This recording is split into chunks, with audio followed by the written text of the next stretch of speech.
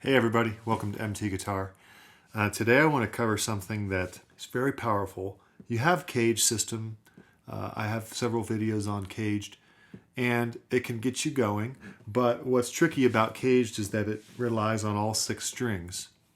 And a lot of people just give up in frustration because you have these strange chords that show up, whether it's D shape or G shape or C shape. That seems a little bit ridiculous, right? Because we're using our pinky, we're making these big stretches. And it's tricky to get past that because obviously we don't see our guitar heroes playing these chords a lot. Although you do see John Lennon playing this. This is a banjo chord a banjo shape that he would play. But you get my point that a lot of these big shapes from caged are not really that practical. So I've been teaching a lot of my private students lately, and we've been dealing with this issue.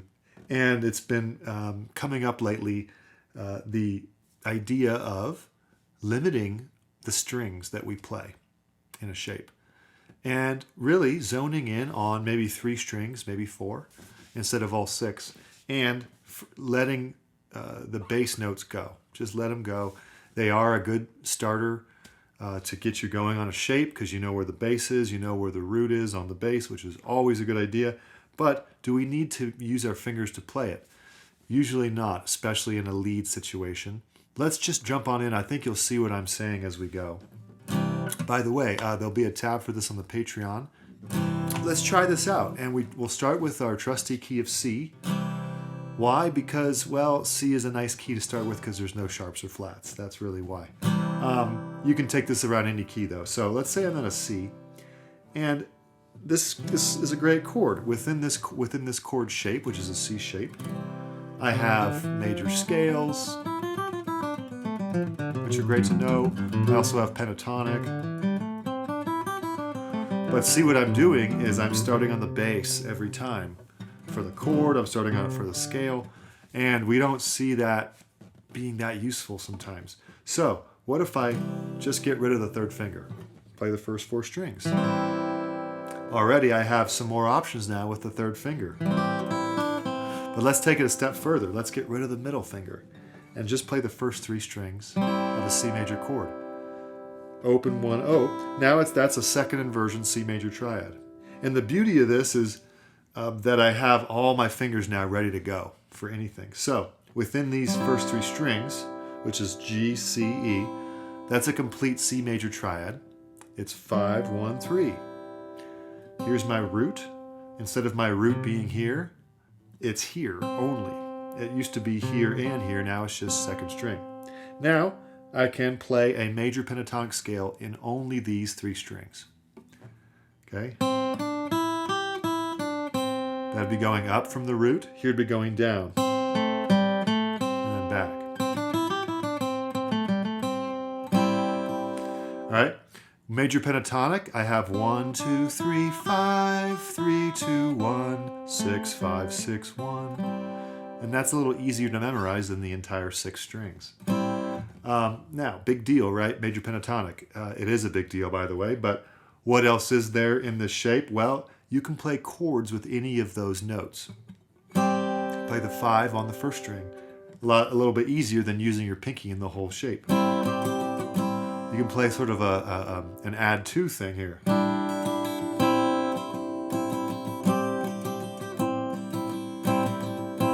You can play a C6 sound.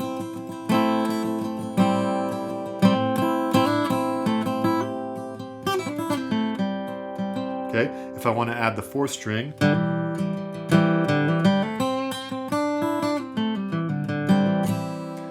and I've actually made my life easier because I'm not playing the bass. Does that make sense? We limit the strings and notes on purpose, and in a way we make our lives easier, and we actually allow more opportunities for our fingers to grab more notes. It's taking the strings out and taking the notes out that actually is hard to do at first, but it'll make your life easier in the long run. Let's take the next shape. We have an A shape of C if we follow caged. And yes, we have 6 strings that are possible in this shape. Okay? But let's do the same exercise. Let's get rid of the 1st finger. Okay, so instead of this, we'll just do this. We've got one finger covering 3 strings. Also, we can get rid of the 4th string and just play the the 3rd and 2nd strings and the 1st string. And that is a root position C major triad, 1, 3, 5. So here, because I'm not doing this, big bar chord, and I'm not stretching my fingers around and reaching all the way up to the bass, now I have more ability to play more notes. So I can do a C major pentatonic here, 1, 2, 3, 5, 6.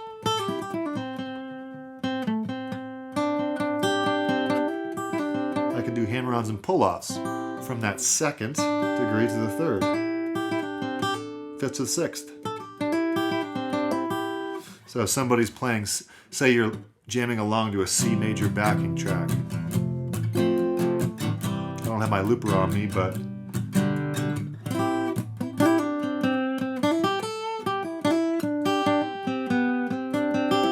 I cheated a little bit there.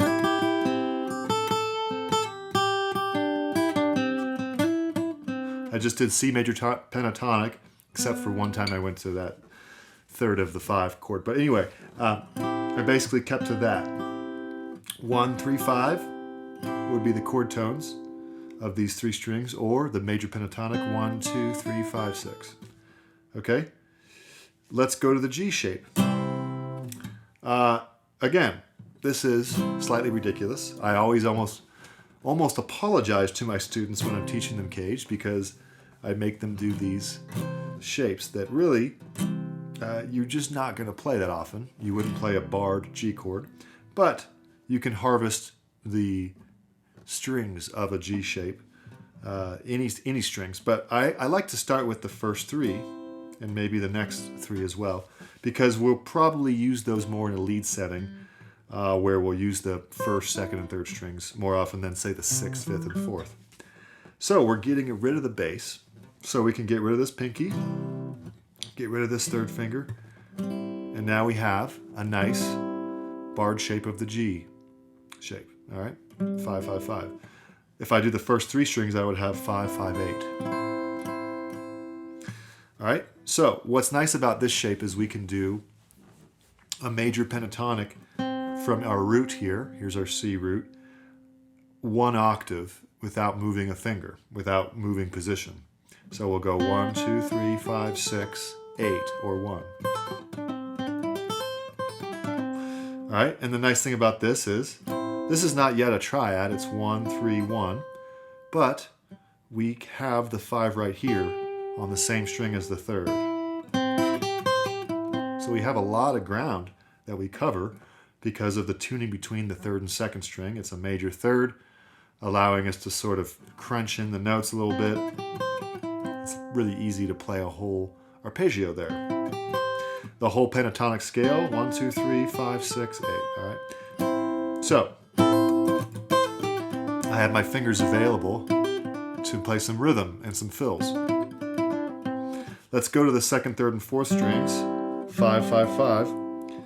That is like the A-shaped triad, but now on the 1st finger. This is a 2nd inversion triad, 5, 1, 3. And I'm not worrying about the bass, just these strings. Okay, so now I'd have 1, 2, 3, 5, and then 6, 5 underneath.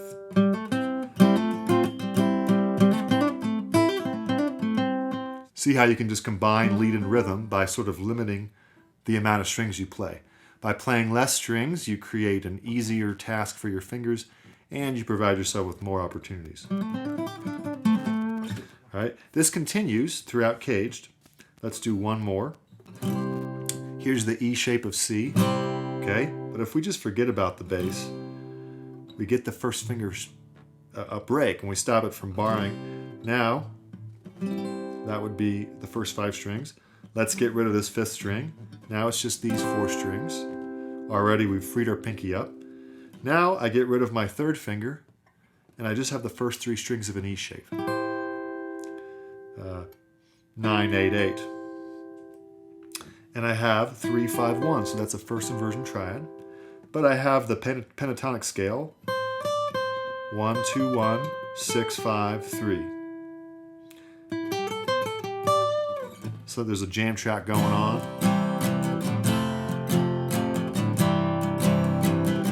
And you're just like,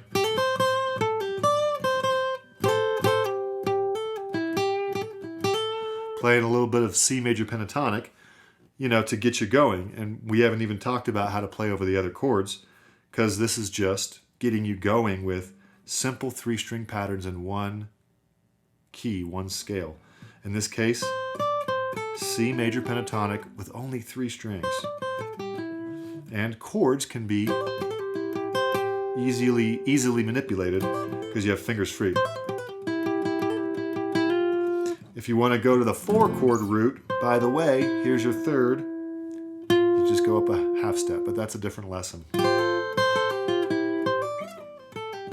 A little sneak peek into something else.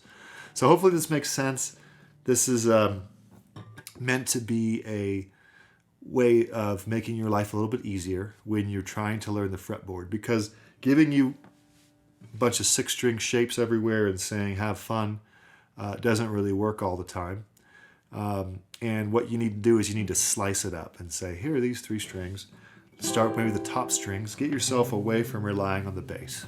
When you get bored of C, try it in a different key. Try G. Okay? Here would be the E shape of G. Here would be the first 3 strings of it. 1, 2, 1, 6, 5, 3. You know, we didn't even cover the D shape. It keeps going. Here's the A shape. 1, 2, 3, 5, 6. And you'll find rhythm and lead material a little more easier to access. Okay, I think that should do it. That should keep you busy. Go ahead and subscribe, hit the notification bell, and I'm looking forward to seeing you next lesson. Bye.